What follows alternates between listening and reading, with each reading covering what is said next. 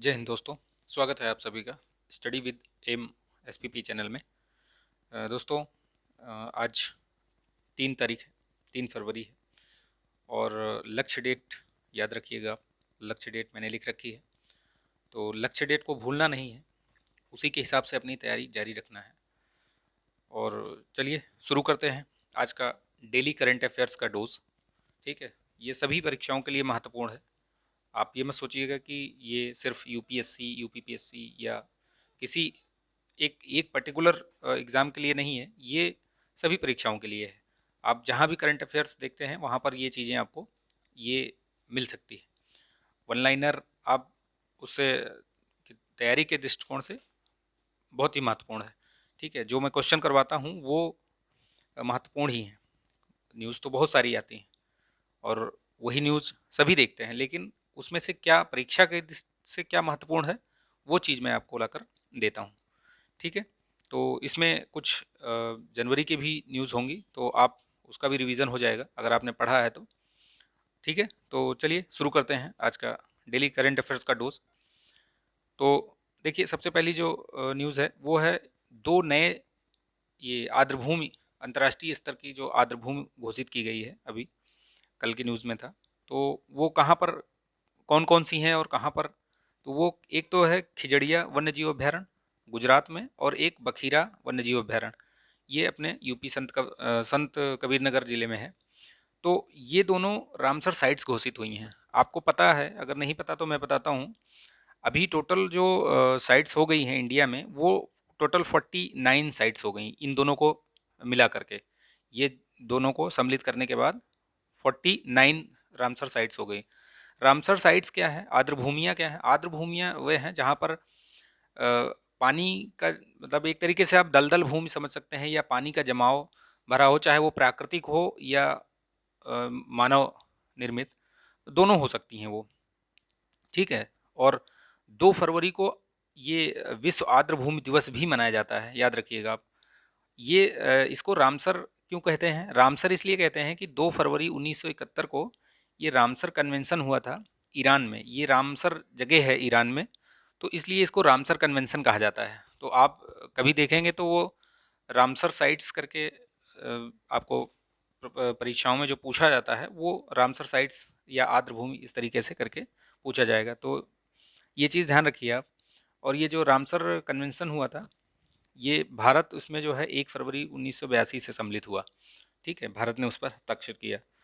तो याद रखिएगा, ये प्रश्न पूछा भी गया है। जैसे 2019-20 वाले यूपीपीसीएस में ये सीधे सीधे प्रश्न पूछा गया था कि रामसर साइट्स जो आर्द्रभूमि है वो कितनी, यूपी में कितनी जोड़ी गई थी उस ईयर में। तो उस समय जो जोड़ी गई थी वो उत्तर सही था। अभी आप सब समझिए कि सर्वाधिक रामसर साइट्स जो है वो यूपी में ही है। भारत की बात अगर करें तो यूपी में है। कितने हैं टोटल? 10 हो गई हैं अभी। ये जो मिला करके, बखीरा को मिला करके 10 हो गई हैं। इसके पहले जो एक ऐड हुई थी अभी थोड़े दिन पहले ही, वो हैदरपुर बिजनौर में। ठीक है, रामसर साइट्स, तो याद रखिएगा ये। और एक एक फैक्ट ये भी है, दक्षिण एशिया में अभी सर्वाधिक रामसर साइट्स भारत के पास हैं, 49 साइट्स। ठीक है, तो ये याद रखिएगा, बहुत ही महत्वपूर्ण ये खबर थी। तो इससे प्रश्न बन सकता है। तो पहले तो याद रखिएगा कितनी भारत में कितनी हो गई हैं, 49 हो गई हैं। ठीक है, भारत में कुल 49 हो गई हैं, 49। और यूपी में कितनी हो गई हैं? 10 हो गई हैं। ठीक है, मिला करके कुल मिला करके 10 हो गई हैं। और अभी जो लेटेस्ट जो जोड़ी गई हैं वो एक तो हैदरपुर बिजनौर में, और एक ये बखीरा वन्यजीव अभ्यारण्य, ये संत कबीर नगर की। तो कुल मिला करके 10 हो गई हैं। ठीक है, चलिए नेक्स्ट आगे बढ़ते हैं। दिल्ली रेलवे स्टेशन को बैगनी और नारंगी कलर से रोशन किया गया था। ये क्यों रोशन किया गया था? क्योंकि 30 जनवरी को एनटीडी, वर्ल्ड एनटीडीएस डे मनाया जाता है। ये जो वर्ल्ड नेग्लेक्टेड ट्रॉपिकल डिजीजेस के लिए ये डे मनाया गया है। ये तो ये थर्ड ईयर था ये मनाने का। और इसके उपलक्ष्य में लगभग कई देशों में, लगभग 100 स्थानों में, मतलब पूरे विश्व में लगभग 100 स्थानों को उनको रोशन किया गया था विभिन्न विभिन्न प्रकार की रोशनियों से। तो अपना जो दिल्ली रेलवे स्टेशन, वो बैगनी रंग और नारंगी रंग, याद रखिएगा ये। हो सकता है कि इस तरीके का प्रश्न पूछा जाए। तो आप याद रखिएगा बैगनी और नारंगी रंग से इसको रोशन किया गया था। ठीक। और ये भी याद रखिएगा कि वर्ल्ड एंटीडियस डे, जो उपेक्षित उष्णकटिबंधीय रोग दिवस, कब मनाया जाता है? तो वो 30 जनवरी। ठीक। चलिए नेक्स्ट बढ़ते हैं।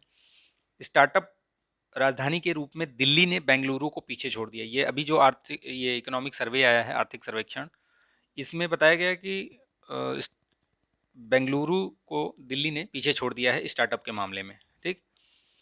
तो उस पर एक अलग से एक वीडियो बनाऊंगा छोटा सा, इकोनॉमिक सर्वे और बजट दोनों। तो उसमें जो जो मुख्य मुख्य बातें हैं वो मैं बना रहा हूँ वीडियो, तो उसको अपलोड करूँगा। ठीक है। राष्ट्रीय भूमि मुद्रीकरण निगम, ये एक इसकी स्थापना की जाएगी। अभी इसमें घोषणा की गई है बजट में 35,000 करोड़ की।